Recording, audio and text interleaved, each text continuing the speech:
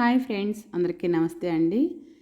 ఈరోజు మనం చిన్న చిన్న ఫంక్షన్స్కి ఏదైనా అకేషన్ వచ్చినప్పుడు ఈజీగా చేసుకోగలే స్వీట్ని ఎలా తయారు చేయాలో చూద్దాం. ముందుగా స్టవ్ ఆన్ చేసి ఒక వెడల్పాటి గిన్నెని పెట్టుకొని 4-5 స్పూన్ల వరకు నెయ్యిని వేసుకుని ఒక 20 వరకు జీడిపప్పును వేసుకుని బాగా ఫ్రై చేసుకోవాలి. ఇది కాస్త ఫ్రై అయిన తర్వాత ఒక 20 కిస్మిస్ వేసుకొని వీటిని కూడా బాగా ఫ్రై చేసుకోవాలి. ఇలా ఫ్రై అయిన వాటిని వేరొక బౌల్లోకి తీసుకుని పక్కన ఉంచుకోవాలి. ఇప్పుడు అదే గిన్నెలోకి నెయ్యిని అలాగే ఉంచి సేమియాని కాస్త ఫ్రై చేసుకోవాలి. ఈ సేమియా అంతా కూడా బాగా ఫ్రై అయిన తర్వాత వేరొక బౌల్లోకి షిఫ్ట్ చేసుకోవాలి.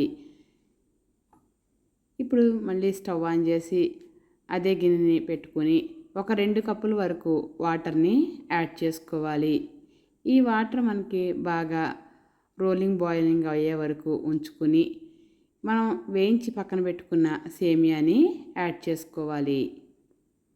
ఇలా యాడ్ చేసుకున్న సేమియాని గరిటెతో ఒకసారి తిప్పుకోవాలి. ఇప్పుడు అంతా కూడా బాగా ఉడుకుతున్న టైంలో కాస్త ఫుడ్ కలర్ని యాడ్ చేసుకోవాలి. ఇది పూర్తిగా ఆప్షనల్, కొంచెం కాస్త కలర్ఫుల్గా ఉంటే బాగుంటుందని వేసుకున్నాను. మీ ఇష్టం, ఇది రెడ్ కానీ ఎల్లో కానీ ఏ కలర్ అయినా మనం యూస్ చేసుకోవచ్చు. ఇప్పుడు మనం గరిటెతో కట్ చేస్తే కట్ అయ్యే విధంగా ఉంటే ఆ ఉడుకు వస్తే మనకి సరిపోతుంది. ఈ టైంలో మనం ఒక 3/4 కప్పు వరకు షుగర్ని యాడ్ చేసుకోవాలి.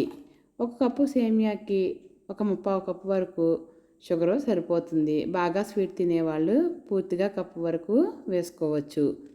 ఇదంతా బాగా కరిగి దగ్గరికి వచ్చిన తర్వాత ఇలాచీ పౌడర్ని వేసుకొని కాసేపు అంతా కూడా కలిసే విధంగా తిప్పుకోవాలి. ఇలా మొత్తం అంతా షుగర్ అంతా కూడా బాగా పీల్చుకుని మొత్తం అంత దగ్గరికి వచ్చిన తర్వాత ఒక 4-5 స్పూన్ల వరకు నెయ్యిని యాడ్ చేసుకుని అంతా కలిసే విధంగా తిప్పుకోవాలి.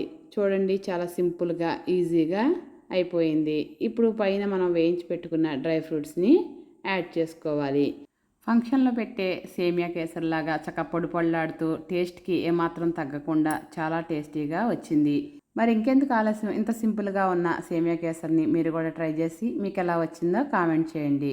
లైక్ చేయండి, షేర్ చేయండి, సబ్స్క్రైబ్ చేయండి. అలాగే పక్కనే ఉన్న బెల్ ఐకాన్ని క్లిక్ చేయండి. మరిన్ని వీడియోస్ కోసం వేచి ఉండండి.